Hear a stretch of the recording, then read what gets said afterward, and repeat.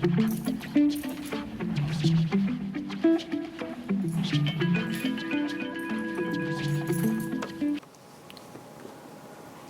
ते चिंग का 27वां सूत्र 27th वर्स, आज हम उस पर बात करेंगे। पहले सुने ये खूबसूरत वर्स और फिर आगे हम लोग साथ साथ इस यात्रा में प्रवेश करेंगे। लाओ त्से लिखते हैं,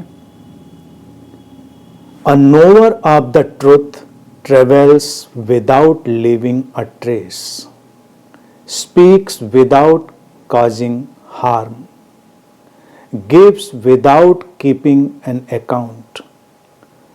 The door he shuts, though having no lock, cannot be opened. The knot he ties, though using no cord, cannot be undone. Therefore, the sage takes care of all people, forsaking no one. He takes care of all things, forsaking nothing. This is called following the light. So a good person is the bad person's teacher. A bad person is the good person's task. And the one who does not honor the teacher and the one who does not honor the task, although even so knowledgeable, they are confused. This is the great secret, the subtle essence. लाओ त्से कहते हैं, जो सत्य का जानने वाला है वो इस तरह यात्रा करता है कि अपने पीछे कोई भी निशान नहीं छोड़ता। वो इस तरह बोलता है कि किसी को चोट नहीं पहुंचती, और उसका देना इस तरह है कि वो कभी अपने देने की गणना नहीं करता। जो द्वार वो बंद कर देता है, हालांकि उस द्वार में कोई ताला नहीं लगाता, लेकिन फिर भी उस द्वार को खोला नहीं जा सकता। जो गांठ वो बांध देता है, हालांकि बिना किसी धागे, बिना किसी रस्सी के वो गांठ बांधता है, और उस गांठ को फिर कभी खोला नहीं जा सकता। इसीलिए जो संत है वो सबका ध्यान रखता है, किसी को भी विस्मृत किए बिना। वो सब कुछ का ख्याल करता है, बिना किसी भी चीज को तिरस्कृत किए हुए। और इसी को कहते हैं आलोक का अनुसरण, प्रकाश का अनुगमन।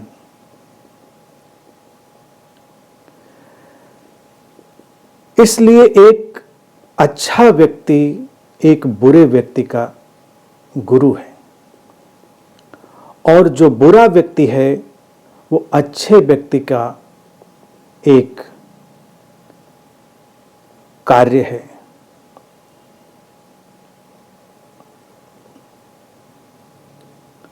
जो व्यक्ति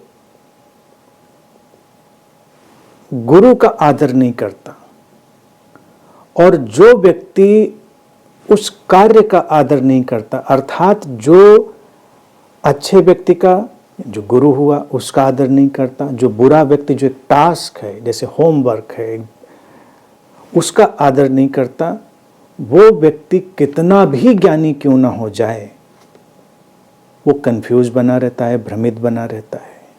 लाओ त्से कहते हैं कि ये एक महानतम राज है, सीक्रेट है, और अति सूक्ष्म सार है ताओ का, अध्यात्म का।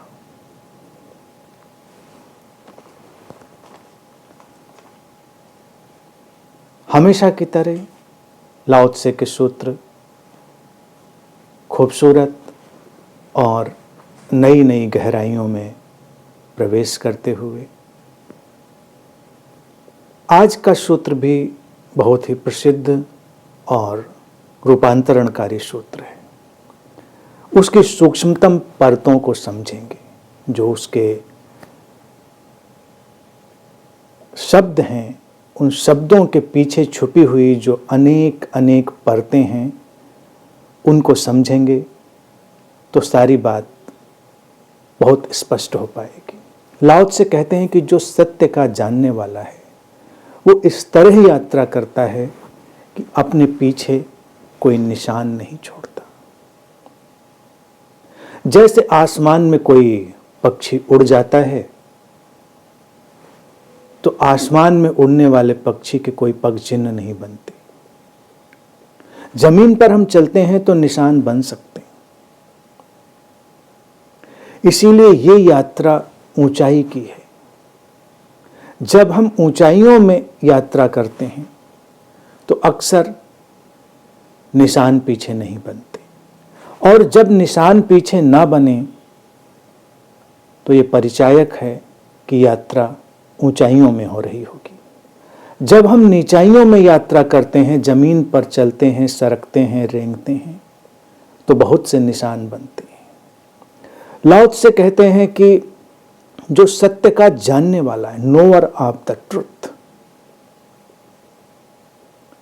सीकर से आगे जा चुका है। अब वो जान चुका है सत्य का स्वाद, सत्य का रहस्य, तो फिर उसका ढंग बदलेगा।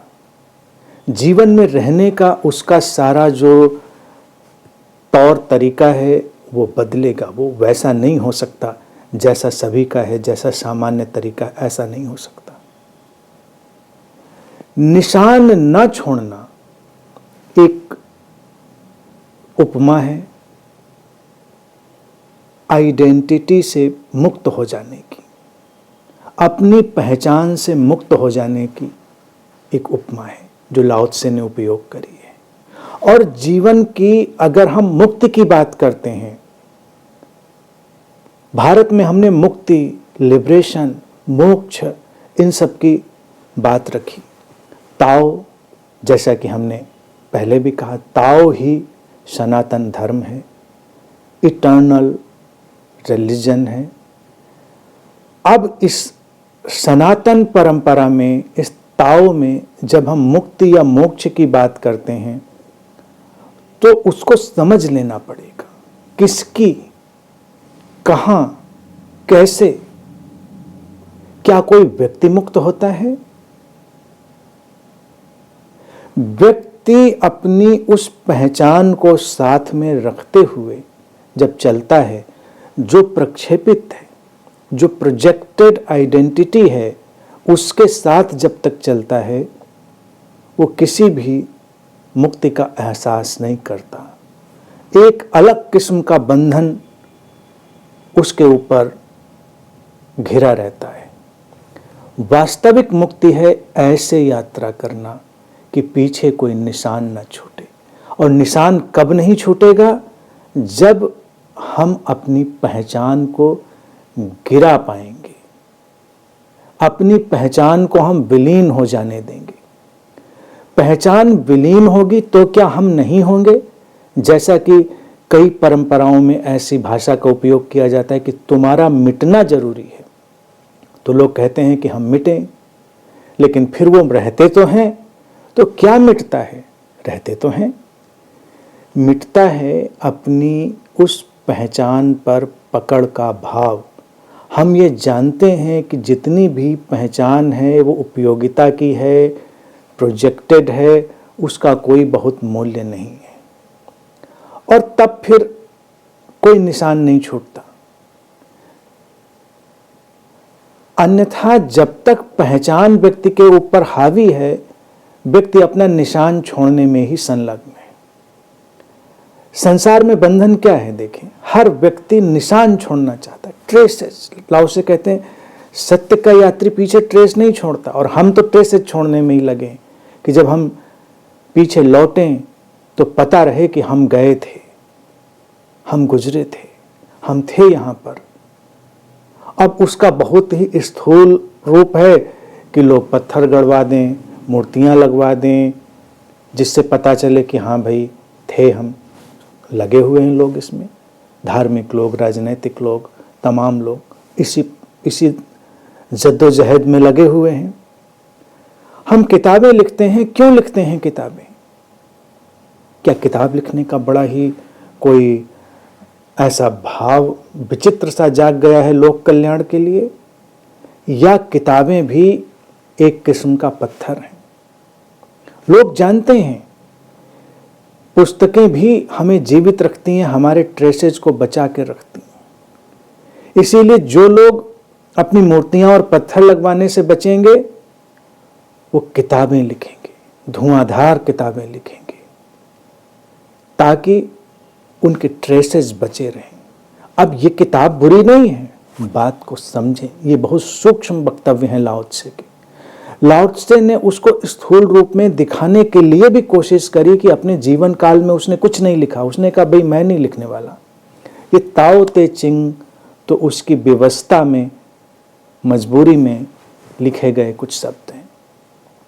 बुद्ध ने नहीं लिखा, उन्होंने कहा नहीं कुछ जरूरत नहीं, बाद में देखा जाएगा। क्योंकि बुद्ध का गुजरना ऐसे ही होना चाहिए कि कोई पीछे निशान ना छूटे, और जितने निशान छूटते हैं पीछे, उतना ही लोगों के लिए बोध को आत्मसात करना कठिन होता जाता है।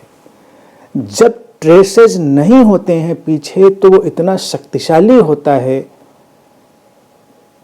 बोध का वातावरण कि लोगों को रूपांतरित करता है।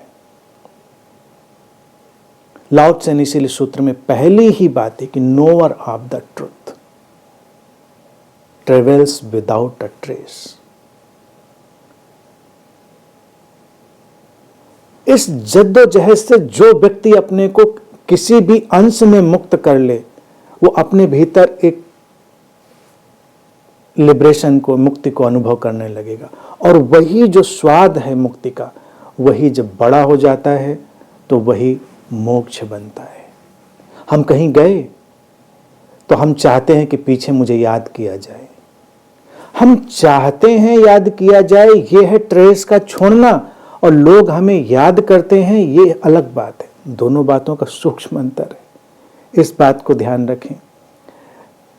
बुद्धों के वचन बहुत ही सूक्ष्म होते हैं। अगर मैं कहीं गया और मैंने ये आकांक्षा करी कि मेरे पीछे के लोग मुझे याद करें, ये हुआ निशान का छोड़ना।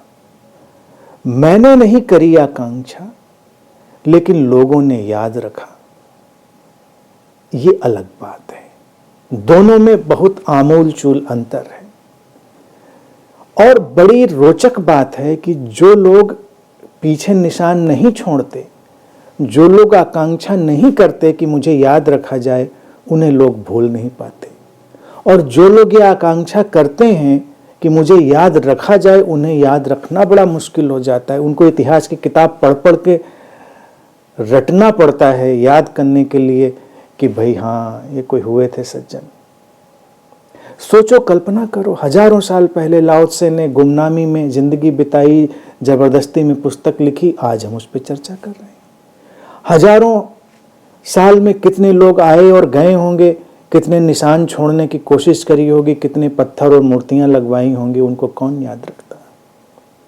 बुद्ध ने कहा मेरी बात ही मत लिखना, नहीं लिखी गई, आज हम उनको याद करते हैं।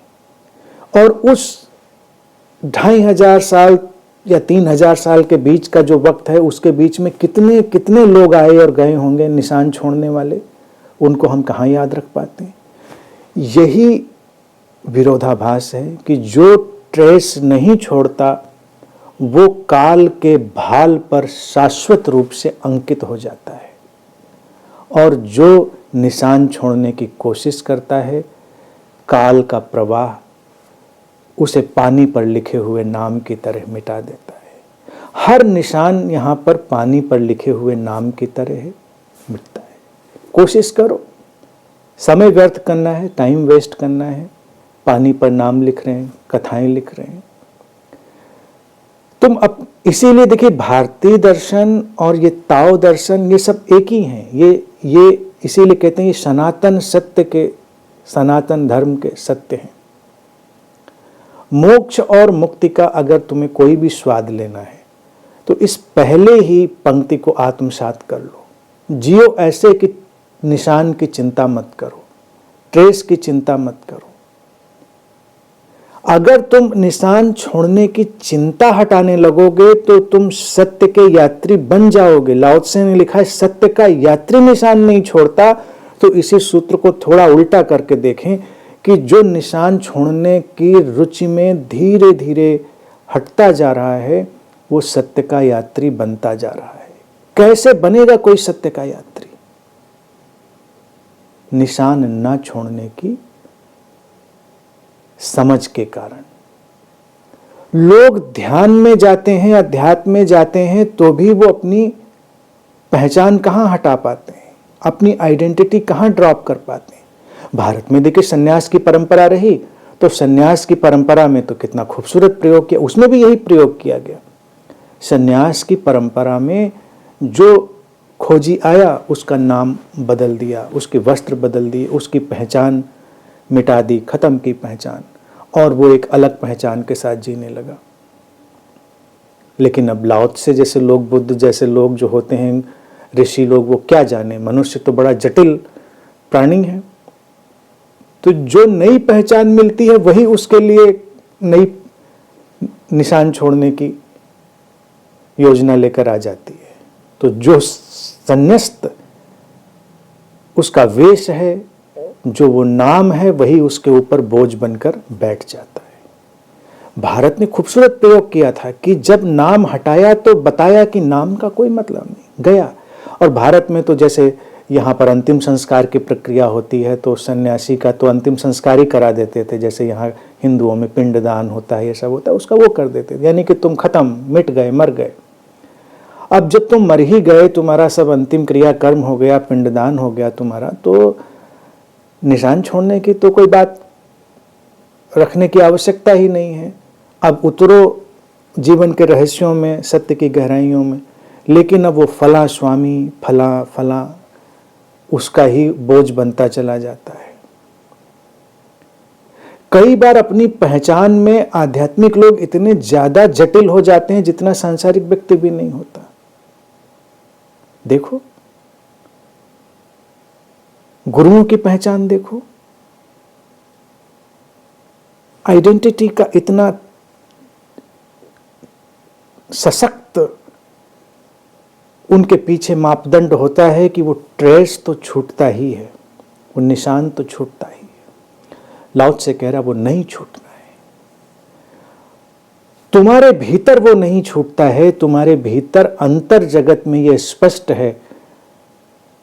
और फिर लोग तुम्हें स्मरण रखते हैं, वो तुम्हारा काम नहीं, वो तो अलग व्यवस्था है। और इतना ही अगर तुम जी लो तो तुम कितना हल्का और निर्भर अनुभव करोगे। मोक्ष का स्वाद तुम्हें आने लगेगा।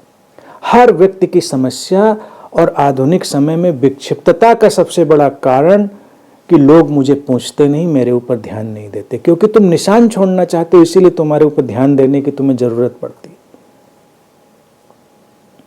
नहीं देता है ध्यान, कोई ना दे। तुम सूरज पर ध्यान नहीं देते तो कोई कम चमकता है, तुम किसी फूल पर ध्यान नहीं देते तो वो कोई कम खिलता है। वो तो अपनी तरह खिलता है जैसा खिलना है, सूरज को जैसा चमकना है चमकता है। इंसान ही ऐसा है जो इन बातों में ग्रस्त है। लेकिन लाओ त्से कहते हैं जो सत्य का यात्री हो जाता है वो इन चांद, तारों, सूरज, फूल, नदियों की तरह हो जाता है। वो बस अपने जैसा हो जाता है। उसको अपने को प्रमाणित नहीं करना है, किसी से प्रमाण लेना नहीं है, वो तो बस जैसा है वैसा है। और यही वो मोक्ष का जगत है, मुक्ति का जगत है। यही ट्रेसेस ना छोड़ने का जगत है। तो इसको बहुत रहस्यमय ना बनाएं, इसको अपने दिन प्रतिदिन के जीवन में देखें कि हम कितना कितना निर्भर जीते हैं, हम किस तरह से हल्केपन में जीते हैं, किस तरह से हम अपनी आइडेंटिटी, अपनी पहचान से लड़ाई नहीं लड़ते, किस तरह से हम अपनी पहचान के प्रति प्लेफुल रहते हैं, खेलपूर्ण रहते हैं। और फिर हम देखेंगे कि सचमुच में ये तो बड़ा रोचक है और बड़ा आनंददायी है बिना पहचान के रहना। पहचान बस वर्केबल है, काम चल। तुम्हारा नाम है तो नाम तो रहेगा, कोई नाम से बुलाएगा तो नाम से तुम्हें जवाब देना पड़ेगा, तुमको जो काम है वो करना पड़ेगा, सब चीजें तुम करोगे, लेकिन अंतर जगत तुम्हारा उस आसमान की तरह है जिसमें कोई भी पग चिन्ह नहीं बनते, कोई भी निशान नहीं बनते। आगे लाओ त्से कहते हैं कि ये सत्य का यात्री बोलता है, किसी को आहत नहीं करता, हार्म नहीं करता। छोटी सी बात, इसके भी दो पहलू हैं। अगर हम इसलिए बोलते हैं कि किसी को हम लाभ दें, तो फिर हम इसलिए भी बोलेंगे किसी को हम हानि दें। हम अगर इस भाव से ग्रस्त हैं कि मेरे बोलने से किसी का लाभ होता है, तो फिर इसी का दूसरा पहलू है कि हमारे बोलने से किसी को हानि भी हो सकती है। लाओ त्से ने लिखा सूत्र में कि वो सत्य का यात्री ऐसे बोलता है कि किसी को हानि नहीं पहुंचाता। अर्थात उसका बोलना सहज और स्वतः स्फूर्त है, निरुद्देश्य है। वो एक अस्तित्व की खिलावट की तरह, वो एग्जिस्टेंशियल फ्लावरिंग की तरह है। और ये एक दूसरा सोपान है हमारे उस मुक्ति और मोक्ष के जगत में प्रवेश करने का। क्योंकि हम बोलना जब चुनते हैं तो बोलना भी एक हथियार की तरह हमने चुन लिया। बोलना हमारा एक सामान्य घटनाक्रम नहीं है, बोलना एक बिल्कुल वेपन की तरह हमने यूज कर लिया है। अब हमको लगेगा कि नहीं, हम हमेशा हानि पहुंचाने के लिए तो नहीं बोलते, लेकिन तुम देखो कि जीवन में जितने भी कष्ट हैं व्यक्ति के, वो बोलने के कारण है। कभी वो बोला जो नहीं बोलना चाहिए था, कभी वो नहीं बोला जो बोलना चाहिए था, और कष्ट घिरते चले गए। मनुष्य को बोलने का वरदान मिला है। मनुष्य मनुष्य बना इसलिए है क्योंकि उसके पास बोलने का उपकरण आया। पशुओं के पास नहीं आया, मनुष्य के पास आया। इसीलिए पशुओं के आक्रमण भी छोटे मोटे रह जाते हैं, उनका खतरा भी कम रह जाता है। मनुष्य के पास जो बोलने का उपकरण आया, वो उसके लिए सृजन और विध्वंस की अंतहीन संभावनाओं को लेकर आया है। बोलने से वो जीवन में सृजन के अंतहीन आयाम खोल सकता है, और बोलने से वो विध्वंस के अंतहीन आयाम खोल सकता है। ये उस पर निर्भर करता है, मनुष्य के ऊपर। इसलिए बोलने का कौशल, बोलने के प्रति सजगता, बोलने के प्रति संवेदनशीलता अति आवश्यक है। साधना में लोग बहुत रुचि लेते हैं। लाओ त्से ने यहां पर सूक्ष्म रूप से साधना का सूत्र दिया। लाओ त्से की शिक्षाएं या किसी भी ऐसे ऋषि और बुद्ध की शिक्षा जो होती है वो ऐसे ही होती है कि तुमको उसके बीच में समझना है कि क्या छुपा हुआ इसमें संदेश है। लाओ त्से ने कहा कि वो ऐसे बोलता है सत्य का यात्री कि किसी को हानि ना हो। तो लाओ त्से कहते हैं कि उसका बोलना आत्यंतिक रूप से सचेतन होना है, क्योंकि बोलना एक बहुत बड़ी साधना है। अगर हमने बोलना सीख लिया ठीक से, तो हमको किसी और साधना की जरूरत नहीं, हमको किसी भी तप तपस्या की जरूरत नहीं। और बोलने का ही दूसरा पहलू है सुनना। अगर हमने सम्यक बोलना सीखा और हमने सम्यक सुनना सीखा, यानी कि बैलेंस्ड स्पीकिंग और बैलेंस्ड लिसनिंग, साधना का जो वर्तुल है वो पूरा हो गया। अब हमको किसी भी अतिरिक्त प्रयास की आवश्यकता नहीं। इतना अगर हम कर लें, और जब कोई सचेतन ढंग से बोलने लगता है तो पहला परिणाम यही होता है कि उसके बोलने से किसी को कोई हानि नहीं होती। कई बार हमको लगता है कि हम हानि पहुंचाने के लिए थोड़ी बोलते हैं किसी को। हमारा उद्देश्य कहाँ था कि हम किसी को हानि पहुंचाएं? हमको लगता है हानि पहुंचाना तो तब हम जानबूझ के जब कुछ ऐसा जाकर बोलते हैं। नहीं, जब भी हम बेहोशी में बोलते हैं, जब भी हम व्यर्थ में बोलते हैं, हम हानि पहुंचाते हैं। लोगों का जो अंतर जगत है उसकी कंडीशनिंग, उसकी प्रोग्रामिंग में हम कोई इनपुट डालते हैं, व्यर्थ का इनपुट डालते हैं। जैसे तुम किसी के घर जाओ, 10 तरह का सामान घर में फेंक आओ, भले अच्छा ही डाला हो, तुम कूड़ा की बात मैं नहीं कह रहा हूं, अच्छा हो, घर वाला तो उसको समेटते ही रहेगा बेचारा। तुमको लगेगा नहीं नहीं, मैं तो बहुत अच्छा अच्छा सामान लेकर जाता हूं, कोई घर छोटा है, जगह सीमित है, तुमने वहां तमाम सामान ला के डाल दिया। तुम्हारी तरह के 10 लोग और प्रेमी हुए, उन्होंने डाल दिया। तुम्हारी दृष्टि में तो तुमने बड़ा क्रिएटिव काम किया और बड़ा भलमनसाहत का काम किया, लेकिन उसको अपना घर समेटना संभालना दुश्वार हो गया। घर तो फिर भी संभल जाता है, झाड़ू लग जाती है, लेकिन जब तुम किसी के अंतर मन में बोल बोल कर सामान फेंकते हो, विचार फेंकते हो, धारणाएं फेंकते हो, या कुछ भी फेंकते हो, व्यर्थ की बकवास फेंकते हो, तो उसके अंतर जगत के आंगन को इतना गंदला कर देते हो कि वो बेचारा तो साफ करता ही रह जाएगा, और लोगों को तो पता भी नहीं कि वहाँ कौन सा वैक्यूम क्लीनर लगाना है, वहाँ कौन सी सफाई करनी, उनको तो पता ही नहीं। वहाँ तो वो कबाड़ इकट्ठा होता रहता है और वो उसको धीरे धीरे नुकसान पहुंचाता रहता है, उसको हानि पहुंचाता रहता है। जब कोई बेशर्त प्रेम से बोलता है, सचेतन बोलता है, वो सृजनात्मक होता है, हानि पहुंचाने वाला नहीं होता। लाओ त्से ने इसको साधना का एक ढंग बताया है, एक शैली बताई है कि सत्य का यात्री ऐसे बोलता है कि किसी को हानि न पहुंचे। तो अर्थात अगर तुमको सत्य का यात्री बनना है तो अपने बोलने पर ध्यान दो, व्यर्थ की बकबक मत करो। भारत में तो एक और बीमारी है कि अगर तुम ज्यादा पढ़ा लो तो फिर प्रवचन देने की बीमारी है। इसीलिए तो भारत में इतने गुरु पैदा होते हैं। लोगों को लगता है क्यों होता है ऐसा, क्योंकि सबको अब बोलना है।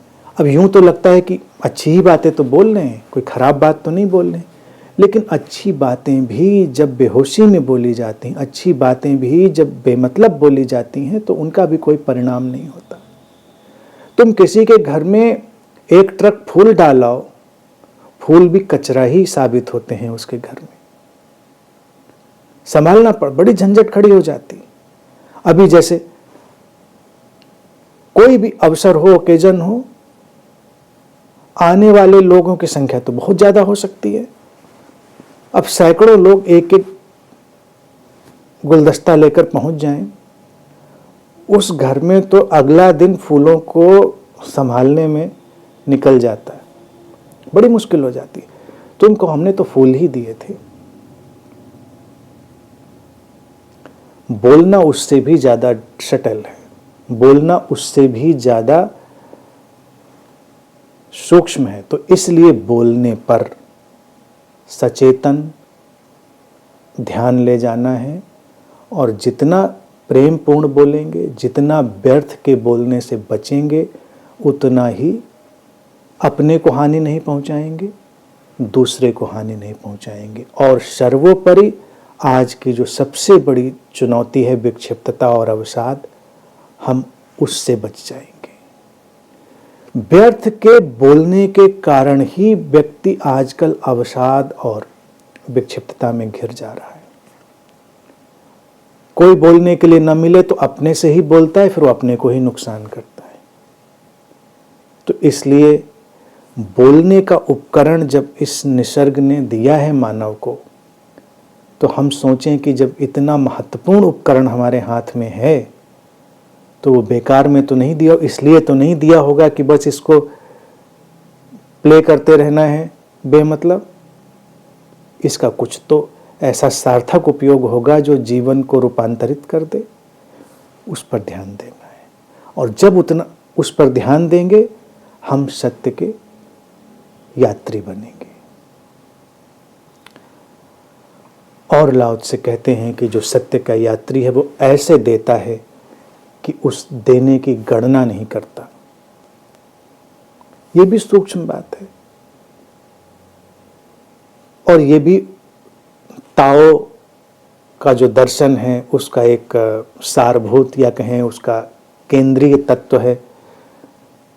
नैसर्गिक ढंग से सब कुछ का होना, नैसर्गिक ढंग से देना और बांटना। ताओ के दर्शन में यह है कि प्रकृति हमको सब कुछ देती है, लेकिन प्रकृति क्या उसकी गणना करती है? कोई गणना तो नहीं होती। गणना करने का काम हम करते हैं, अकाउंट हम मेंटेन करते हैं। प्रकृति अगर अकाउंट मेंटेन करे तो हम तो पता नहीं कितने कर्ज में डूब जाएं। प्रकृति नहीं करती। लाओ त्से इसीलिए कहता है ताओ, वो जो इटर्नल लॉ है, जो शाश्वत नियम है, वो ये सब नहीं करता। गणना काहे को करनी है। अब जो सत्य का यात्री है वो उस निसर्ग की तरह ही तो जिएगा, वो उस निसर्ग के साथ लयबद्ध होकर जिएगा। तो जो उस प्रकृति का, निसर्ग का, ताओ का स्वभाव है, वही उसका भी स्वभाव है। वो कहता है ताओ मां की तरह है, और मां भी जब अपनी संतान को कुछ देती है तो उसकी गणना नहीं करती, और अगर करती है तो उसके मातृत्व पर प्रश्न चिन्ह लगेगा। क्योंकि बच्चे पैदा कर देने से कोई मां नहीं बन जाता, ये बात ध्यान रखें। वो तो एक बायोलॉजिकल हैपनिंग है, लेकिन जो मातृत्व है वो एक आध्यात्मिक घटना है। कभी कभी माएँ गणना करती हैं क्या क्या कष्ट उठाए, क्या क्या, लेकिन फिर भी नैसर्गिक रूप से थोड़ा ऐसा प्रभाव डाला गया है कि गणना फिर भी हो नहीं पाती, कितनी भी करें। और ये जो प्रकृति है ये भी मां की तरह, वो भी गणना नहीं करती। सत्य का यात्री भी उस ताओ की रिद्म में आ रहा है, उस मातृत्व की रिद्म में आ रहा है, तो वो भी गणना नहीं करता, देता है उससे। अब देता क्या है? उससे दिया जाता है, देता नहीं है।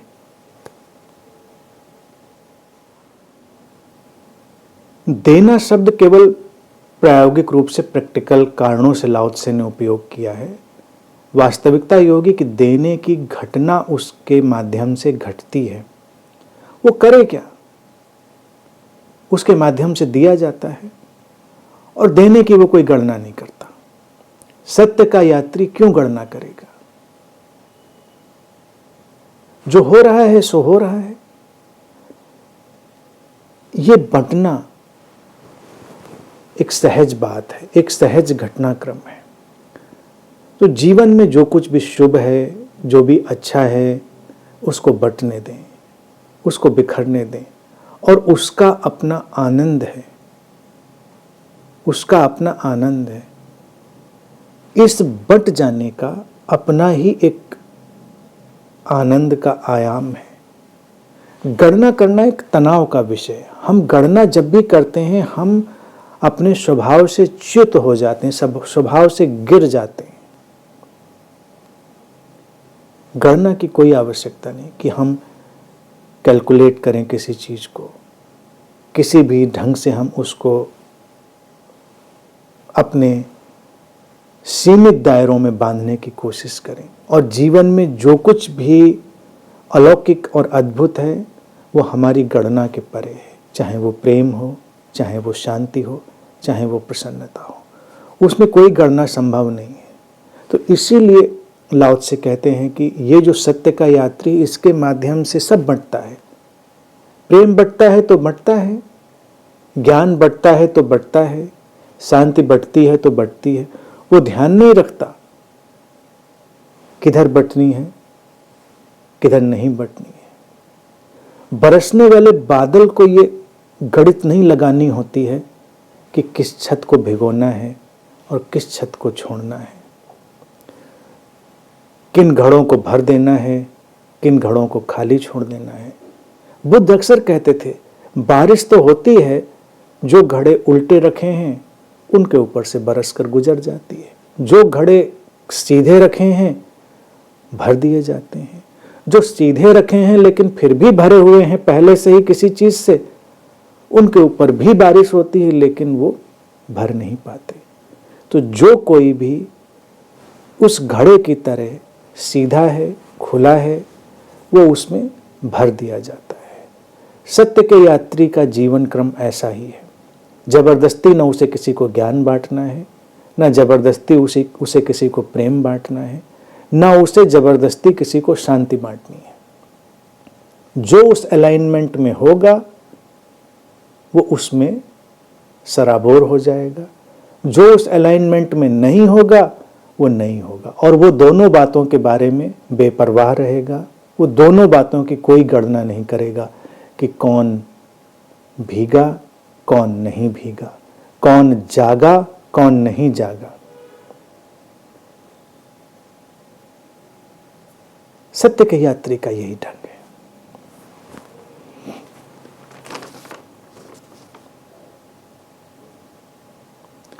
आगे और लाओ त्से बात को सूक्ष्म और सुंदर बनाते हुए कहते हैं कि वो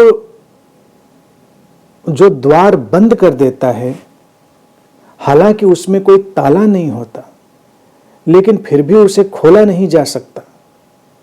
और जो गांठ वो लगा देता है, हालांकि उसमें किसी रस्सी का उपयोग नहीं करता वो, लेकिन फिर भी उस गांठ को खोला नहीं जा सकता।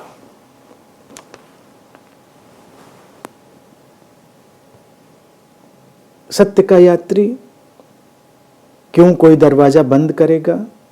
सत्य का यात्री क्यों कोई गांठ लगाएगा? क्या तात्पर्य होगा उस द्वार के बंद करने का?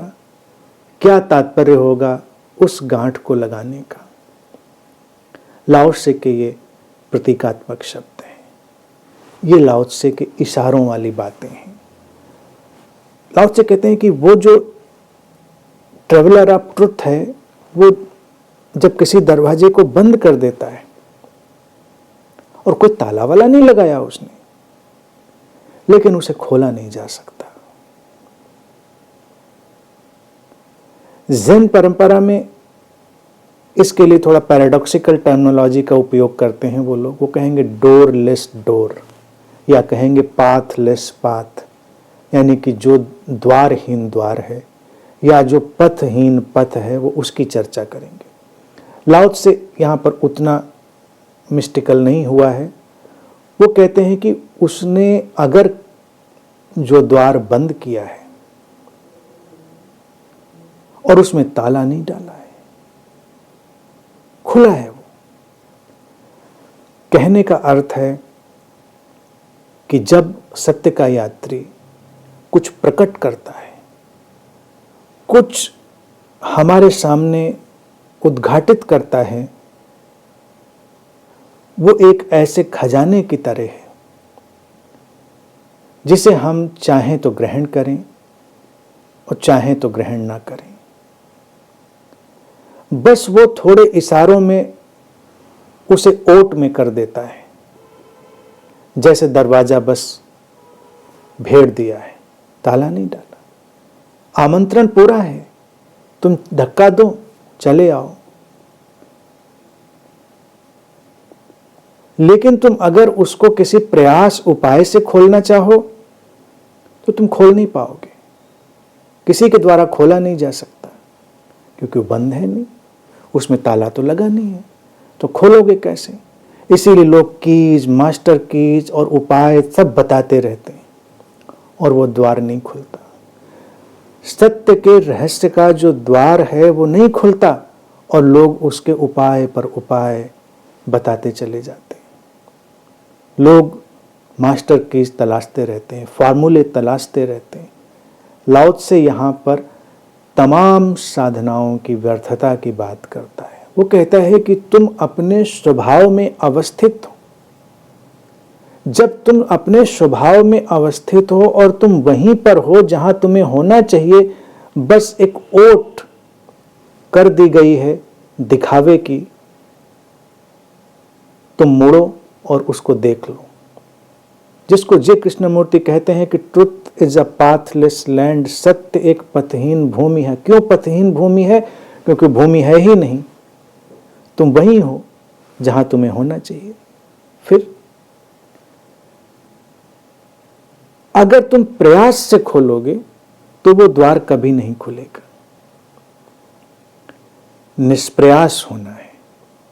जितना निष्प्रयास होगे तुम पाओगे कि वो द्वार खुल गया है। जितना निष्प्रयास होगे उतना नैसर्गिक होगे, उतना अद्वैत की लयबद्धता में होगे, नॉन ड्युअलिटी की सिंक में होगे और उतना ही तुम्हें दिखाई देगा कि दरवाजा बंद नहीं है, वो कभी बंद था नहीं, खुला है हमेशा के लिए। जो गांठ वो लगा देता है उसमें किसी रस्सी का उपयोग नहीं करता, लेकिन फिर भी उस गांठ को खोला नहीं जा सकता। ये कौन सी गांठ है? कौन सी गांठ वो लगा देना चाहता है, या कौन सी गांठ वो लगा देता है? किस गांठ में वो बांध देता है?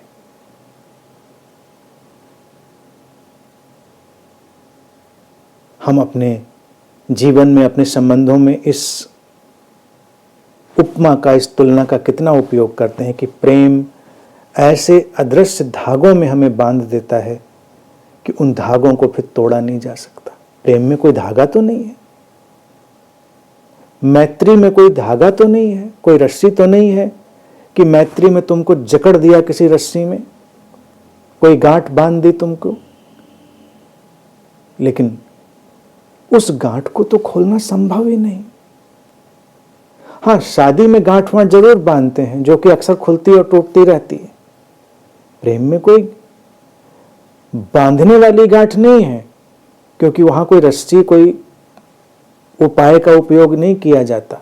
लेकिन प्रेम भी एक गांठ में, हमको एक नॉट में बांध देता है। ज्ञान भी हमारे ऊपर एक गांठ डाल देता है। गांठ यहां पर ग्रंथ की तरह नहीं है, कॉम्प्लेक्स की तरह नहीं है, यहां पर वो इंटरकनेक्शन की तरह, अंतर संबंध की तरह है। जो सत्य का यात्री है वो हमारे जीवन में एक ऐसा जोड़ पैदा करता है जिसमें किसी भी बाहरी उपाय का आयोजन नहीं है, इसीलिए उसको कभी भी तोड़ा नहीं जा सकता, कभी भी खोला नहीं जा सकता। किसी ने अगर तुम्हें अपनी शांति के गांठ में बांध दिया है, या तुम्हारे जीवन में वो शांति का धागा, उसकी गांठ बांध दी है, तो तुम उसे खोल नहीं पाओगे, तोड़ नहीं पाओगे, क्योंकि वो अदृश्य है, उसमें कोई उपाय नहीं है। तो जीवन में जो भी सारभूत है, सत्य का यात्री उसमें, या संत, सत्य का यात्री और संत यहाँ पर साइनोनिमस की तरह, पर्यायवाची की तरह लाओ त्से उपयोग कर रहे हैं शब्द, वो उसमें एक मीडिएटर का काम करता है। जैसे एक गांठ बांध दी उसने, जैसे कोई ऐसा व्यक्ति तुम्हारे जीवन में आ जाए जो उन सारी बातों की झलक को अपने साथ लेकर चल रहा हो और तुम्हारे ऊपर एक ऐसी अमिट सी छाप पड़ जाए कि तुम उसे भुला ना सको, तो वही वो गांठ होगी जो तुम्हारे अंतरतम में पड़ गई है, उसे तुम खोल नहीं पा रहे हो। वो तुम्हारा पीछा करेगी, तुम उसके पीछे पीछे जाओगे, वो खुलेगी नहीं। वो तुम्हारे लिए एक नए जगत का द्वार बन जाएगी, वो द्वार जो सबके लिए उपलब्ध है। तो एक सत्य के यात्री के माध्यम से हमारे इस दिखाई देने वाले जगत में, इस विजिबल वर्ल्ड में ऐसी बहुत सारी नॉट्स क्रिएट हो जाती हैं जो अदृश्य और अलौकिक हैं, जिनकी छाप अमिट है, उनको कभी मिटाया नहीं जा सकता। और वो हमारे लिए जैसे किसी रास्ते पर चलने वाले मील के पत्थर होते हैं, या किसी सागर में यात्रा करते समय जो प्रकाश स्तंभ होते हैं, उनकी तरह काम करती हैं। उनकी अपनी ही एक उपस्थिति है। अगर वैसे लोग ना हो हमारे बीच, तो हमें वो स्मरण भी ना आए। ये एक ब्रिज है, ये एक सेतु है। सेतु भी एक किस्म की नॉट है। भारत में हम उसको तीर्थ कहते हैं। तीर्थ अर्थात फिजिकल और नॉन फिजिकल, लौकिक और अलौकिक, अज्ञान और ज्ञान के बीच एक तट, एक किनारा, एक नॉट। नॉट का मतलब है एक जोड़ पैदा कर देना, ऐसा जोड़ जो अभी नहीं था और हम उसको क्रिएट कर रहे हैं। जैसे एक बहती हुई नदी है, हमको उस पार जाना है, हम एक सेतु निर्मित करते हैं, तो वो सेतु भी एक किस्म की नॉट है, एक किस्म की गांठ है। सत्य के यात्री के माध्यम से ऐसी ही गांठें, ऐसे ही तीर्थ, ऐसे ही सेतु निर्मित होते हैं, जिनमें किसी भी पकड़ का, किसी भी अटैचमेंट का, यानी जो कॉर्ड कहता है, यानी कोई ऐसी चीज उपयोग नहीं करी गई है जिस पर कोई पकड़ बना सके, लेकिन उनकी अपनी सत्ता है। उनको वो कहता है अंडन नहीं किया जा सकता, उनको मिटाया नहीं जा सकता, उनको खोला नहीं जा सकता, वो बने रहेंगे। इन ऋषियों, संतों, इन बुद्धों के माध्यम से हमारे जीवन में वो बहुत सारी नॉट्स हैं, वो बहुत सारे तीर्थ हैं, वो बहुत सारे सेतु हैं, जिनके माध्यम से हम कभी भी सत्य के यात्री बन सकते हैं।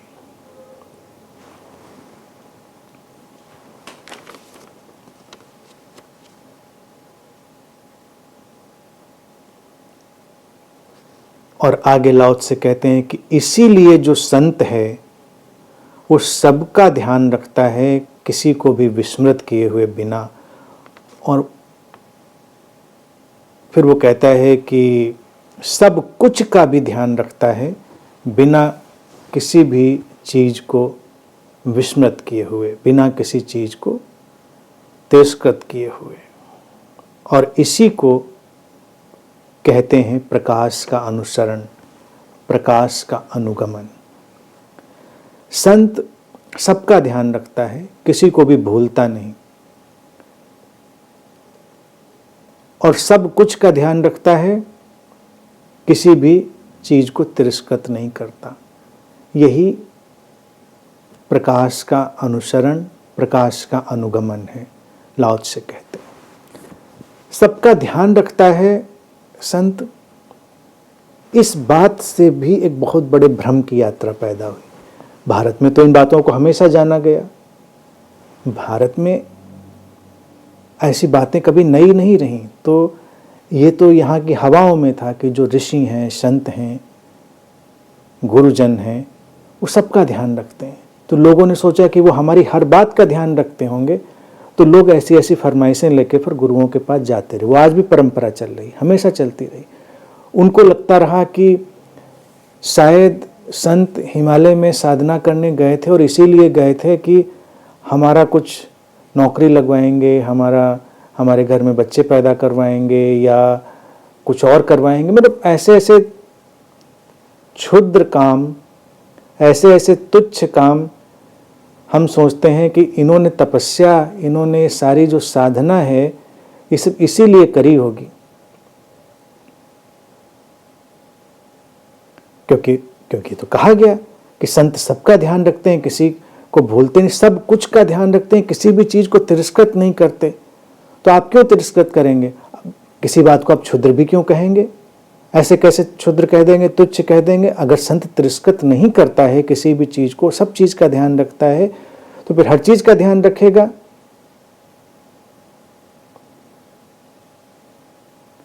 इस बात को लेकर भी बड़ा ही भ्रम लोगों में बना। उस भ्रम के बारे में भी हमको समझना पड़ेगा। लाओ त्से सचमुच में क्या कहना, संत किसका ध्यान रखता है और ध्यान में क्या रखता है? किसी को विस्मृत नहीं करता, किसी भी चीज को तिरस्कृत नहीं करता। ये संत की अंतर्दृष्टि है, ये संत की गहनतम अंतर्दृष्टि है, और ये संत का समभाव है। अब समभाव शब्द है, ये शब्द फिर से विरोधाभासी और विवादित बात हो जाती। समभाव का मतलब होता है संत बिल्कुल सब एक ही तरह से काम करता है, नहीं। संत बिल्कुल ताओ की तरह है, निसर्ग की तरह है, परिपूर्ण रूप से सहज। जैसे एक नदी बह रही है, तो देखिए नदी ताओ का उदाहरण है। नदी सबका ध्यान रखती है, उस पे तुम पानी पीने के लिए झुको तो ठीक, जानवर पानी पीने के लिए झुकें तो ठीक, पक्षी पानी पी जाएं, पेड़ों को पानी मिल जाए, भाप उठे बादल बन जाए, उसमें तुम नहा आओ, कपड़े धुलाओ, नाले गिरा दो, कुछ भी करो। हम तो नदियों का देखिए कैसा कैसा उपयोग करते हैं, दुरुपयोग करते हैं, सब गिरा देते हैं उसमें, कूड़ा कचरा, लाशें बहा देते हैं, क्योंकि हमने कहा नदी तिरस्कृत नहीं करती, सबका ध्यान रखती है, सबको पावन कर देती है। भारत की यही अवधारणा थी। लेकिन इन अवधारणाओं को जब हमने बहुत ज़्यादा स्थूल बना दिया, तो हम उस स्थूलता के कारण एक अलग किस्म के बिखराव में घिरते चले गए। हमने नदियों का भी फिर तिरस्कार करना शुरू कर दिया। नदी तिरस्कार नहीं करती, लेकिन हमने उसमें नाले गिराकर, कचरा बहाकर उनका तिरस्कार शुरू कर दिया, और उसका परिणाम फिर हमारे सामने आया। दर्शन और अंतर्दृष्टि ये कहती थी कि इस तरह से देखो, जैसे नदियां हैं। नदी का उदाहरण थोड़ा समझने जैसा, इसीलिए उसको सामने रखा, भारत में भी रखा गया था, इसीलिए लाओ त्से भी वही बात करें। तो संत सबका ध्यान रखता है, रखता है, ये भाषा की कमी है। और लाओ त्से पहले ही इस बात की चेतावनी दे आए हैं कि भाषा में जो ढाला जाएगा शब्दों में, वो करप्ट हो जाएगा। भाषा में नहीं कही जा सकती पूरी बात, तो ये तो ग्रामर और भाषा की त्रुटियां आती रहेंगी। उसको ऐसे देखें, उसके माध्यम से ऐसा ही होता है। एक संत के स्वभाव में, उसकी उपस्थिति में सारे लोगों के लिए संभावनाएं खुली हैं। इसीलिए तो एक संत के होने से हर कोई उत्साहित हो जाता है, अनुप्राणित हो जाता है, हर किसी के जीवन में एक नई तरंग पैदा हो जाती है, क्योंकि वो किसी को भी विस्मृत नहीं कर रहा है, किसी को कम करके नहीं आंक रहा है। एक संत के पास पात्रता और अपात्रता का कोई पैमाना नहीं है। पहली चीज, इस सूत्र को समझने के लिए यही देखें कि संत की पहली पहचान, कसौटी यही होगी कि वो किसी को पात्र पात्र नहीं कहता, ज्ञानी अज्ञानी नहीं कहता, किसी की निंदा नहीं करता, इतना किसी को डिमोरलाइज नहीं कर देता कि वो घबरा जाए। अब नदी पर कोई नहाने जाए, गंगा को हमने इतना पावन कहा, इसीलिए पावन कहा कि गंगा संत के गुण का प्रतिनिधित्व करती है। तो गंगा एकदम से सिकुड़े, सिमटे, दहाड़े, इतने गंदे, कब से नहीं नहाया था, चले आ रहे हो नहाने। आदमी सकुचाए। गंगा को इससे क्या फर्क पड़ता है कि तुम रोज नहाते हो कि साल भर बाद नहाने आओ, कि केवल तुम कुंभ में नहाते हो, इससे उस पर कोई फर्क नहीं पड़ता। वो किसी को विस्मृत नहीं करती, तिरस्कृत नहीं करती, उपेक्षित नहीं करती। जैसे गंगा सबको आत्मसात कर लेती है, ऐसे ही संत भी। संत की दृष्टि में ये नहीं, जब उसके पास कोई पहुंचे तो संत पहले उसके पात्र और अपात्र का आकलन करे, कुछ भी नहीं। तुम कैसे भी हो और तुम पर कोई विशेष ध्यान दे, ऐसा भी नहीं। तुम बड़े भारी संत हो तो गंगा लिपट कर तुम्हारे गले लग जाएगी उमड़ कर, ऐसा भी तो नहीं होता। तो संत के साथ ऐसा भी नहीं होगा कि तुम पहुंचे और वो उमड़ कर तुम्हारी तरफ आ गया। वो तो बस नदी की तरह बह रहा है, एक सम्यक प्रवाह, एक बहती हुई धारा जिसमें किसी के लिए भेद नहीं है। लाओ से वही कह रहे हैं। वो कह रहे हो कुछ भी सबका ध्यान रखता है। जैसे नदी सबका अभिसिंचन कर देती है, ऐसे ही संत भी सबका अभिसिंचन कर देता है, सबके जीवन में तृप्ति की धाराओं को प्रवाहित कर देता है, बिना किसी भेदभाव के। किसी को भी वो तिरस्कृत नहीं करता। अब कोई ना जाए तो इससे कोई फर्क नहीं पड़ता। अब तुम कल्पना करो, कोई लोग सालों गंगा नहाने ना गए हो। भारत में भी गंगा नहाने की परंपरा रही ना, अलग अलग ओकेजन पे, यही याद दिलाने के लिए कि भाई नहाते वाते रहो, थोड़ा निर्मल होते रहो। गंगा कभी तुम्हें ईमेल या व्हाट्सएप नहीं करेगी, चिट्ठी नहीं भेजेगी कि आओ नहा जाओ आके, बहुत दिन हो गए, कब तक नहीं नहाओगे। गंगा अगर तुमको विस्मृत नहीं करती है, यानी संत को वहां से दें, हम संत की उपमा नदी से दे रहे हैं इसीलिए समझें, तो संत तुमको चिट्ठी भी नहीं भेजता कि आओ कुछ ज्ञान ले जाओ आके, बहुत दिन हो गए या ज्ञान में डूबे हुए, कब तक भटको के ऐसे। संत को नहीं फर्क पड़ता, भटको, आओगे नहा लोगे, नहीं आओगे नहीं नहाओगे, उससे इस बात से भी कोई फर्क नहीं पड़ता। इससे तुम निंदा के पात्र नहीं हो, तुम आए इससे बहुत प्रशंसा के पात्र नहीं हो। तुम्हें नहाना था तुम आए, तुम्हें ज्ञान के प्रकाश में डूबना था तो तुम आए, तुम्हें नहीं डूबना था तुम नहीं आए। लाओ त्से ने कहा, इसीलिए इसको कहते हैं प्रकाश का अनुगमन, प्रकाश का अनुसरण। प्रकाश का अनुगमन और अनुसरण ऐसा ही होता है, सहज। वो फोर्स्ड नहीं है, वो दबाव से नहीं आता है।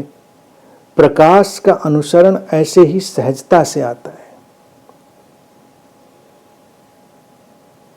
जैसे अस्तित्व की पुकार हमेशा विद्यमान है, ऐसे संतों की पुकार भी हमेशा विद्यमान है। तुमने सुना, तुम प्रकाश के अनुगामी हुए, तुम प्रकाश की तरफ चले। तुम नहीं चले तो कोई फर्क नहीं पड़ता इस बात से। बहुत सूक्ष्म ढंग से लाओ त्से संत और इस निसर्ग और ताओ की यहां पर बात रख रहे हैं। वो अगली उनकी पंक्तियों में और स्पष्ट होगी।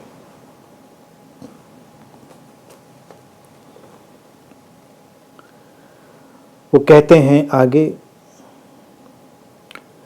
सो a good person is the bad person's teacher, a bad person is the good person's task, and the one who does not honor the teacher and the one who does not honor the task, although ever so knowledgeable, they are confused. अच्छा इंसान बुरे व्यक्ति का गुरु है और बुरा व्यक्ति अच्छे व्यक्ति के लिए टास्क है, होमवर्क है, उसके लिए एक कार्य है। और कहते हैं कि जो दोनों का सम्मान नहीं करता, वो कितना भी ज्ञानी हो जाए, वो कंफ्यूज बना रहता है, भ्रमित बना रहता है। और जो भ्रमित बना रहता है, कंफ्यूज बना रहता है, वो फिर किसी न किसी मात्रा में अशांत और पीड़ित भी बना रहता है। उसके जीवन से संताप पूरी तरह विदा नहीं होता। अब ये बात लाओ त्से ने और सूक्ष्म कर दी। इसीलिए लाओ त्से हमेशा जो बात जोड़ते हैं, देयरफॉर, सो, अब वहां तक कह दिया कि संत एक नदी के प्रवाह की तरह सम्यक रूप से सबका स्वागत करता है, कोई भेद नहीं करता, और वहीं से जो यात्रा खुलती है, निकलती है, उसी को प्रकाश का अनुसरण, प्रकाश का अनुगमन कहते हैं। और फिर कहते हैं इसलिए, अतः जिनको हम अच्छा कहते हैं और जिनको हम बुरा कहते हैं, लाओ त्से कहते हैं कि ये एक बस बुनावट का हिस्सा है। अच्छा व्यक्ति बुरे व्यक्ति के लिए गुरु बन जाता है, और बुरा व्यक्ति भी अच्छे व्यक्ति के लिए बहुत सारी शिक्षाओं, देशनाओं का काम करता है। इसीलिए वो टास्क है, उसको समझना है, सुलझाना है, वो होमवर्क है तुम्हारे लिए, अच्छे व्यक्ति के लिए। यानी अच्छे होकर तुम बिल्कुल हट गए, तुमने कहा चलो ठीक, हमें अब कोई मतलब नहीं, ऐसा नहीं। बात यहाँ तक तो सीधी सीधी हो सकती है कि हाँ ठीक है भाई, जो बुरे लोग हैं उनको तो अच्छे लोग सिखाएंगे ही, वो गुरु बनेंगे, लेकिन जो बुरे लोग हैं वो भी अच्छे लोगों के लिए कुछ करेंगे। लाओ त्से ने इसीलिए कहा कि जो लोग टीचर यानी कि जो गुरु बना था बुरे के लिए, उसका सम्मान नहीं करता, और जो टास्क यानी कि जो बुरा व्यक्ति जिसको हम कहते थे उसका भी सम्मान नहीं करता, वो कितना भी ज्ञानी हो जाए वो हमेशा भ्रमित बना रहेगा, कंफ्यूज बना रहेगा। ये अद्वैत का एक अल्टीमेट एक्सप्रेशन है। ताओ अद्वैत का शुद्धतम उद्घोष है, ये बात मैं बार बार कहता हूँ। जैसे भारत में अष्टावक्र अद्वैत का एक शिखर उद्घोष है, वैसे ही ताओ में बहुत सारी वो बातें हमें स्पष्ट होंगी जो कहीं ना कहीं छूट भी जाती हैं। लाओ त्से उनको लेकर आते हैं, लाओ त्से उस भेद को खत्म करते हैं अच्छे और बुरे का। वो कहते हैं अच्छे और बुरे का भेद नहीं डालना है, क्योंकि ये एक एक्सटेंशन है, एक्सटेंशन है। अच्छा और बुरा, अच्छा व्यक्ति बुरे व्यक्ति का गुरु क्यों बना? क्योंकि बुरा भी उसी का हिस्सा है, और बुरा अच्छे व्यक्ति के लिए एक टास्क क्यों बना, उसके लिए एक कार्य, उसके लिए एक व्यवस्था जिसे वो सुलझाएगा, समझेगा, वो क्यों बना? क्योंकि वो उसका हिस्सा, दोनों एक दूसरे के हिस्से हैं, एक्सटेंशन है। इसीलिए हर व्यक्ति के भीतर अच्छा और बुरा दोनों बसता है, हर व्यक्ति के भीतर राम और रावण बसता है। वो अलग अलग नहीं है, हम अलग अलग करके उनको देखते हैं, बांटते हैं, ये हमारी समस्या है। वो एक में ही जुड़े हुए हैं। हमारे भीतर की जो अच्छाइयाँ हैं, यानी कि जो सत्य के यात्री के गुण हैं, जो प्रकाश के अनुगमन की व्यवस्थाएं हैं, जो उस अस्तित्व की शाश्वत नियम की पुकार को सुनकर चलने वाली हमारी अभिप्साएं हैं, वो हमको उस अच्छे की तरफ खींचते हैं। अच्छा शब्द लाओ त्से यहाँ पर इसीलिए उपयोग कर रहे हैं क्योंकि वो हमारी दृष्टि में अच्छा है। अच्छे की हमारी परिभाषा में वो फिट होता है। अस्तित्व की परिभाषा में कुछ भी अच्छा और बुरा नहीं है, ये हमेशा ध्यान रखें। लेकिन चूंकि हमारे अंतर्मन और हमारे समाज की ढांचे में और परिभाषाओं में अच्छे और बुरे के अपने ढंग हैं, तो उनको भाषा में उपयोग करने में कोई हर्जा नहीं है, कोई बुराई नहीं है। तो लाओ त्से इसीलिए वो शब्द भी उपयोग करेंगे, अच्छा और बुरा। अच्छा देखिए, हम उसी को कहते हैं जो हमको परितृप्ति दे। हमारे भीतर तो देखिए मैकेनिज्म एक्टिव है, पूरी प्रक्रिया सक्रिय है, लेकिन उसमें अच्छे और बुरे का चुनाव कहां पर टूटता है? वो भी द्वैत के कारण टूटता है, और टूटेगा, टूटना चाहिए। जो जो तुमको परितृप्ति में ले जाएगा, जो जो तुमको शांति में ले जाएगा, जो जो तुमको प्रसन्नता में ले जाएगा, जो जो तुमको समस्वरता में ले जाएगा, वो अच्छा कहा जाएगा। और जो इससे विपरीत में ले जाएगा वो बुरा कहा जाएगा। हमारे लिए ये एप्लीकेबल ट्रुथ होगा, व्यवहारिक और प्रयोगात्मक सत्य होगा। आत्यंतिक रूप से कुछ अच्छा और बुरा नहीं है, लेकिन इस द्वैत की यात्रा में हम ऐसे ही चलते हैं। अर्थात हम अशांति के साथ चलना नहीं चाहेंगे, हम अप्रेम के साथ चलना नहीं चाहेंगे, हम बिखराव के साथ चलना नहीं चाहेंगे, तो हम शांति के साथ, प्रसन्नता के साथ, इन सब के साथ चलेंगे। अज्ञान एक पीड़ा देता है, ज्ञान एक मुक्ति देता है। इसीलिए हम कहते हैं कि ये प्रकाश की यात्रा, प्रकाश हमको एक आज़ादी देता है, स्वतंत्रता देता है। अंधेरा हमको बंधन देता है, अंधेरा हमको भटकाव देता है। तो हम भटकना नहीं चाहते, हम सुस्पष्ट होना चाहते हैं। प्रकाश हमको सुस्पष्टता देता है। अंधेरा एक रहस्य की तरह है। लाओ से पीछे अंधेरे की भी महिमा बोल आए हैं, लेकिन यहां पर वो उस अंधकार की बात नहीं कह रहे हैं जब उन्होंने कहा ये प्रकाश का अनुगमन है, क्योंकि अंधेरे में किंचित बंधन है, हम उसमें नहीं पड़ना चाहते। ये हमारी नैसर्गिक अभिलाषाएं और अभिप्साएं हैं। प्रकाश की ओर क्यों हर कोई जाना चाहता है? इसलिए क्योंकि प्रकाश में सुस्पष्टता है, हम सुस्पष्टता चाहते हैं। तो जहां जहां पर ये सब चीजें होंगी उसको हम कहेंगे अच्छा, और जो इनको धारण करके चलेगा उसको हम कहेंगे अच्छा व्यक्ति। और कहते हैं वो गुरु बन जाता है उस बुरे व्यक्ति का जो अभी बुरा, इन द सेंस बुरा ये नहीं कि निंदनीय, जो अज्ञान में, सीमा में, अंधेरे में घिरा है उसका। लेकिन जो अज्ञान है, अंधेरा है, सीमा है, वो भी तो एक ऐसी प्रक्रिया है जहां से बहुत सारी समझ उदित हुई है, और जो आज उस मुकाम पर है ज्ञान की, वो उन रास्तों से गुजरा है। भेद कुछ नहीं है, हमारे भीतर ही वो सारा वर्तुल चल रहा है। इसलिए लाओ से कहते हैं कि जानने वाला अर्थात सत्य का यात्री दोनों का सम्मान करता है। उसमें असम्मान की बात क्या है? दोनों का सम्मान करता है, दोनों का सम्मान करता है।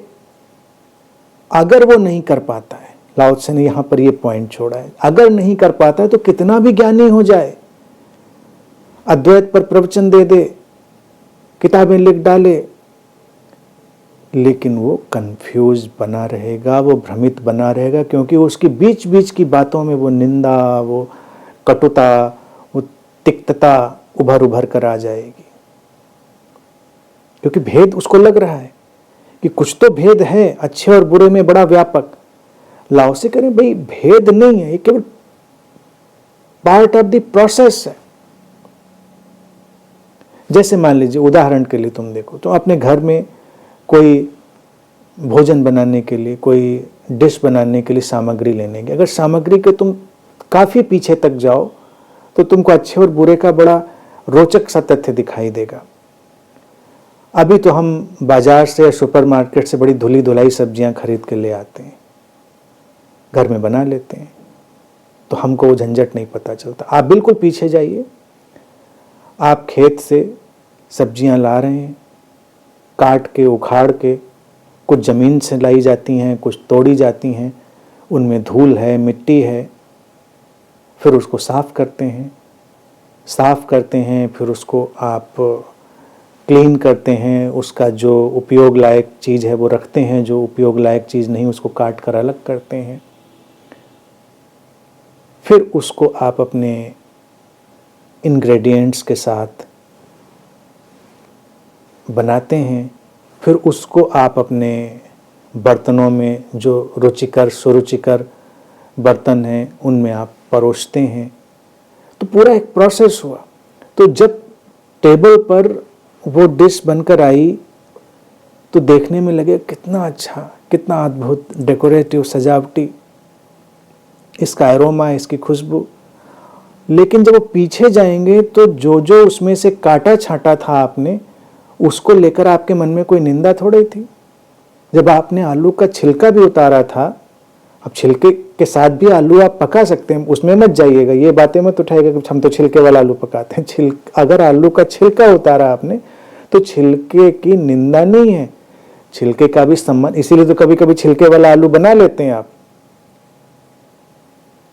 क्योंकि छिलके का भी सम्मान है, सारी प्रक्रिया का सम्मान है। और यहां तक कि जो मिट्टी जिसमें वो सब आलू दबा हुआ था, जो शकरकंदी आलू, या मतलब कुछ मिट्टी में लगते हैं कुछ ऊपर लगते हैं, इसमें डिबेट और डिस्कशन वो नहीं, बहुत लंबी बात बताने के लिए।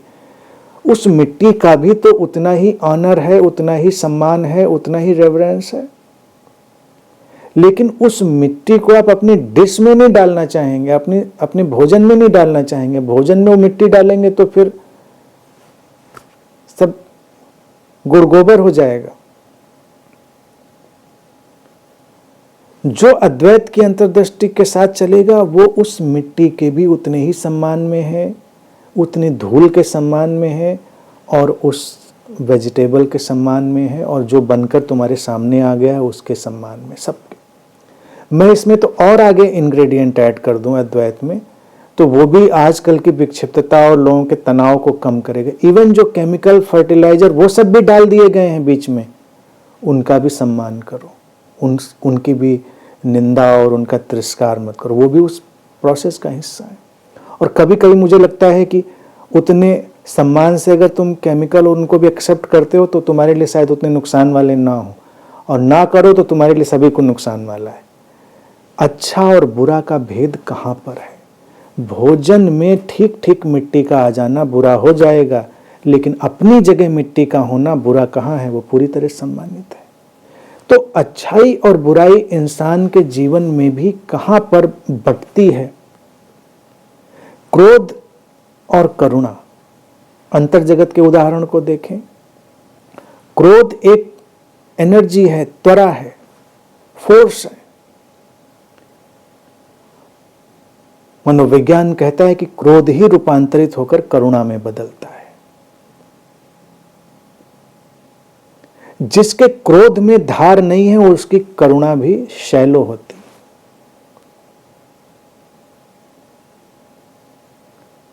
बुद्धों की हमें करुणा दिखती है, उनका क्रोध नहीं दिखता। हो सकता है क्रोध हो,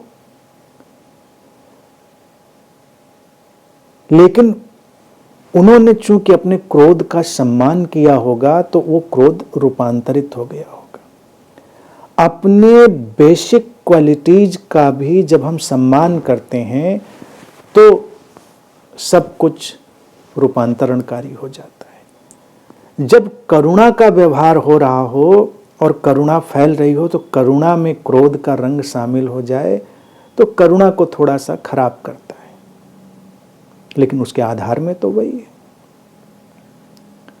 हर चीज के आधार में और उसके शिखर में एक जोड़ है। लाओ त्से ये कहना चाह रहे हैं।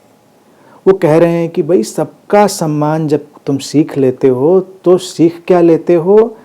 सबकी अपनी जगह, सबकी उपयोगिता, सबका जोड़, तो कोई समस्या ही नहीं, कोई परेशानी ही नहीं, फिर क्या उलझन है, झंझट है कहां पर?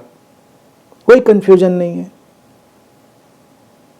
इसी लाओ त्से ने ये शब्द यहां पर जोड़ दिया कि कितना भी बड़ा ज्ञानी क्यों ना हो, अगर उसने ये नहीं समझा है, जाना है, सीखा है तो भ्रमित बना रहेगा। इसीलिए तमाम लोग, उनको लगता है कि हाँ मेरे अंदर अवेकनिंग आ गई, मैं जाग गया, और वो हो सकता है गुरु की भूमिका भी निभाने लग जाएं, बहुत बड़े ज्ञानी हो जाएं, लेकिन उनके अंदर एक आक्रोश, एक तीव्रता बनी रहती। उनको लगता है कि ये पद दलित व्यक्ति, ये अज्ञानी व्यक्ति, ये बना रहता। तुम सुनो लोगों को, हमेशा कुछ न कुछ ऐसा रहेगा कि जीवन कैसे नष्ट हो रहा है, व्यर्थ हो रहा है, ये मिट्टी में जा रहा है। भ्रम है, तो उनको संताप भी है। और मैंने तो इसको कई बार बहुत तटस्थ होकर देखा है कि ऐसे ज्ञानियों के अगर तुम चेहरे भी देखो गौर से तो उनके चेहरे पर भी तुम्हें वो भ्रम और वो संताप, उसकी रेखा दिखाई देगी। लाओ त्से जैसे, बुद्ध जैसे लोगों के जब चेहरे देखोगे तो प्रशांत, अलौकिक, ऐसे लगता है दुनिया की कोई चिंता ही नहीं उनको। तो हमको परेशानी भी होती, लो हम इतनी परेशानी में, इनके चेहरे पे कोई चिंता की लकीर ही नहीं। और जिनके चेहरे पे संताप और चिंता की लकीरें होंगी फिर वो जस्टिफाई करेंगे, क्योंकि इसलिए चिंता है क्योंकि संसार में इतना दुख है।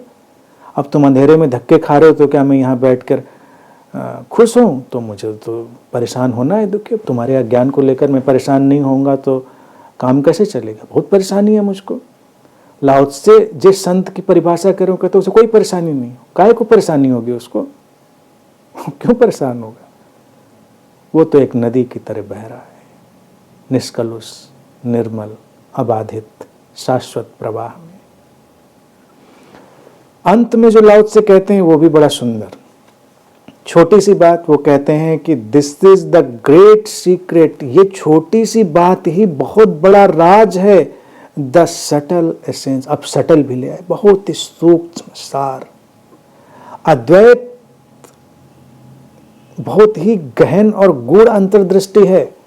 लाओ से कहते हैं कि बुरे और अच्छे का एक जोड़ देख लेना, उनके सम्मान में उतर जाना, मिट्टी और आसमान का एक समन्वय, धरती और आसमान का एक मिलन, उनका एक नृत्य, उनकी एक लय, इसको देख लेना।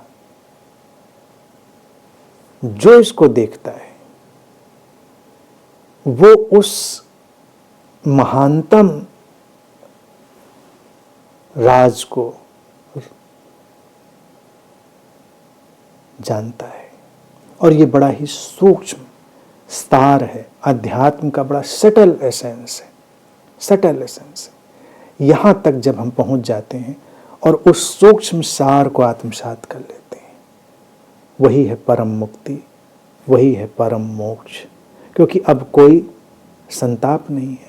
फिर जो संत है ऊपर से नीचे तक सारी चीज़ें याद कर लें, जैसे जैसे चलता है ना कोई निशान छोड़ता है पीछे। जो इतने अद्वैत में आ गया वो न चलने में कोई निशान, न उसके होने में कोई दबाव, न उसके बोलने में कोई चोट, न उसके बांटने में कोई गणना। अबाधित, बेशर्त और शाश्वत। आज के लिए इतनी बात।